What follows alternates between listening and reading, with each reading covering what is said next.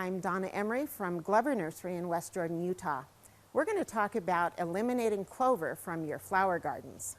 When you've got a mixed flower and shrub bed like this one, weeds can be a real problem. You have to be very careful with weed killers or you can damage your desirable plants.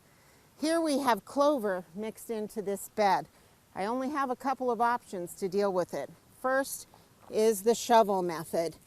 Okay. I use a narrow trowel like this so I can fit it into small areas and only dig up the weed I'm after and not the surrounding plant. So I can carefully dig up and pull out this clover. Make sure to get as many roots as possible. Or if it's just too wrapped around another plant, I have another method I like. I take an ordinary paper cup and cut the bottom out of it, place it over the weed, and shoot the weed killer down through it and carefully remove it.